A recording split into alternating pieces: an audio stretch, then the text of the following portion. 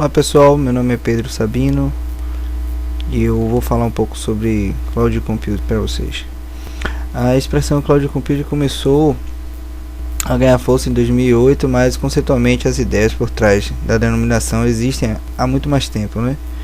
No Brasil ela é conhecida como computação em nuvens ou computação em nuvem, que se refere essencialmente à noção de utilizarmos em qualquer lugar, independente da plataforma, e as mais variadas aplicações por meio da internet, com a mesma facilidade de tê-las instaladas em computadores locais, ou seja, você pode acessá-las de qualquer lugar com a mesma facilidade de tê-lo instalado em cada, por conta da evolução da velocidade da internet, dentre outras coisas que nos permite fazer isso hoje. Mas vamos entender o que é. Nós estamos habituados a armazenar arquivos e dados dos mais variados tipos e utilizar aplicações de maneira on-premise, que nada mais é do que a gente instalar as coisas nos nossos próprios computadores ou dispositivos. Mas sendo que em ambientes corporativos esse cenário ele muda um pouco. É relativamente comum empresas utilizarem aplicações disponíveis em servidores que podem ser acessadas por qualquer terminal autorizado. Assim, a principal vantagem de você estar no sistema on-premise é que você pode estar fazendo acessos offline, não tendo aquela necessidade de estar o tempo inteiro online, né? Porém, algumas características da cloud que vamos ver agora, vocês vão entender que é muito mais vantajoso em alguns sentidos você ter um sistema de cloud à sua disposição. Assim, uma das vantagens que já foi informada é a questão do acesso das aplicações a partir da internet, sem que essas estejam instaladas em um computador ou dispositivos específicos, mas há outros benefícios significativos. Na maioria dos casos, o usuário pode acessar as aplicações independente do sistema operacional ou do equipamento usado, ou seja, não tem restrição, ele é irrestrito a alguns tipos de acesso.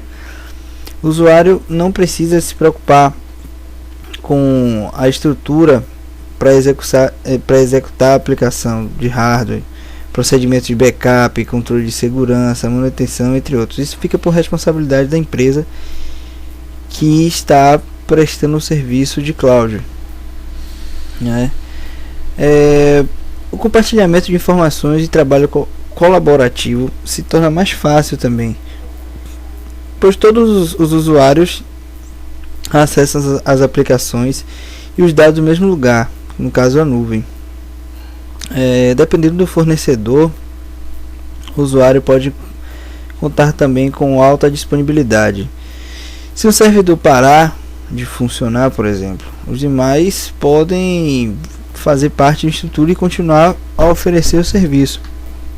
Ou seja, aquela questão de você ter a preocupação com segurança do servidor, você não vai, o usuário ou vocês que podem utilizar da ferramenta não vai ter essa preocupação.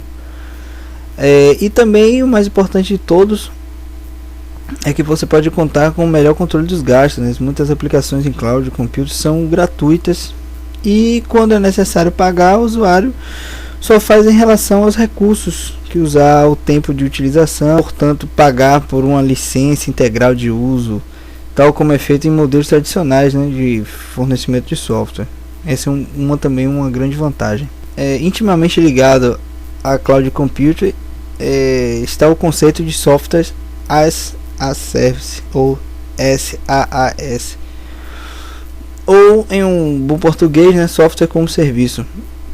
Em sua essência, trata-se de uma forma de trabalho em que o software é fornecido como serviço, assim como o usuário não precisa adquirir licenças e instalação, ou mesmo comprar computadores ou servidores para executar.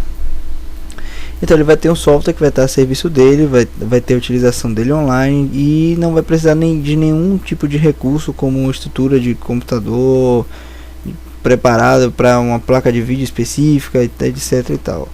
Ele vai ter essa vantagem de não ter que ter essa estrutura. Existe plataforma as service, que é plataforma como serviço, que trata de um tipo de solução mais amplo para determinadas aplicações, que é a questão de recursos necessários à operação, como armazenamento de banco de dados, escalabilidade, né, que é aumento automático da capacidade de armazenamento ou processamento, e suporte à linguagem de programação e segurança e assim por diante, né. A plataforma ela é bem completa. O DAS, que é o Database as a Service, que é o banco de dados como serviço, o nome já deixa claro que essa modalidade é direcionada ao fornecimento de serviços para armazenamento e acesso de volume de dados. A vantagem aqui é que o detentor da aplicação conta com maior flexibilidade para expandir o banco de dados, né, compartilhar informações e outros sistemas, e facilita o acesso remoto por usuários autorizados, entre outros. Tem um IaaS, que é Infrastructure as Service, né, que é infraestrutura como serviço, que é parecido com de plataforma, sendo que aqui é mais voltado para a estrutura de hardware e máquinas virtuais.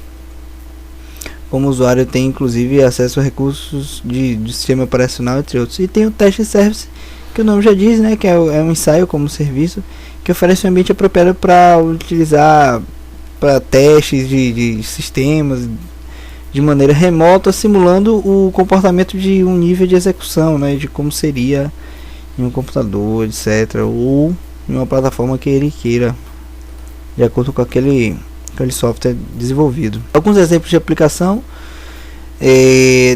temos o Google Apps, que é um pacote de serviços que o Google oferece, né, que aí no caso tem o Google Drive, tem o Google Gmail, que são ferramentas de agenda, de comunicador instantâneo, integrado com domínio próprio. Por exemplo, você pode ter o seu próprio e-mail com o seu próprio nome da empresa. Tem os recursos que são processados pelo Google, né? Então, ou seja, você não tem que ter a plataforma para poder utilizá-lo. Temos a Amazon, que é uma das maiores empresas de serviço de comércio eletrônico do mundo, né? E que, para suportar o volume de suas vendas, ela, no período de Natal, a empresa ela monta uma gigantesca estrutura de processamento e armazenamento de dados, que acaba ficando ociosa a maior parte do ano. Então eles tiveram a ideia de alugar os seus espaços, né? Eles criaram o Simple Storage Solution, que é o S3, para armazenamento de dados, e o Static Compute Cloud, que é o S2, que é para uso de máquinas virtuais. Aí temos o Netflix, que funciona no sistema stream, que é além do usuário que pode assistir cada item, um acervo de filmes e séries, ele pode pausar e voltar e sem precisar fazer download dos vídeos, tudo através da nuvem. Temos a Aprex, que é um brasileiro, que essa é uma empresa brasileira, né, que oferece um conjunto de ferramentas para uso profissional, como calendário, gerenciador de contas, lista de tarefas, entre outras coisas. A Evernote, que assim é um serviço para criação e armazenamento de notas e informações variadas, que funciona como um abrangente banco de dados, inclui ferramenta para compartilhamento, edição, organização e localização de dados, privada e nuvem híbrida. Assim, do ponto de vista do usuário, a nuvem privada ela oferece praticamente os mesmos benefícios de nuvem pública. A diferença está mais nos bastidores, assim. Os equipamentos, sistemas utilizados para construir a nuvem ficam dentro da estrutura da própria corporação. Em outras palavras, a empresa faz tudo praticamente, né? Construir e mantida sempre, a nuvem é construída e mantida sempre nos domínios, né, da empresa, mas o conceito vai mais além, né? A nuvem privada também considera a cultura corporativa, de forma de política, objetivos e os aspectos inerentes às atividades de companhia sejam respeitados, né? Ou seja, existem regras para se utilizar a nuvem da própria empresa, né? A nuvem híbrida é uma parte da nuvem comum, né, que a gente chama, que é a pública, que é a utilização de Gmail, drives, entre outros, que são online e são mais explícitos, digamos assim. E uma outra parte que é utilizada somente dentro da empresa, ou seja, metade de uma parte da nuvem da empresa é privativa e a outra metade é pública. Eu vou dar algumas dicas como cuidados para você evitar problemas, né? Uma quantidade imensa de serviços de nuvens assim está sendo disponibilizada no mercado, mas é necessário você verificar as necessidades da empresa para não poder comprar pacotes excessivos ou então fazer algumas expansões que aparentemente podem ser vantajosas e não ser, né, vem causar um custo depois maior. E sempre fazer um planejamento muito bem calculado, muito bem pensado, para que você não venha sofrer muito com custos posteriores e outros problemas. E era isso, galera. Valeu!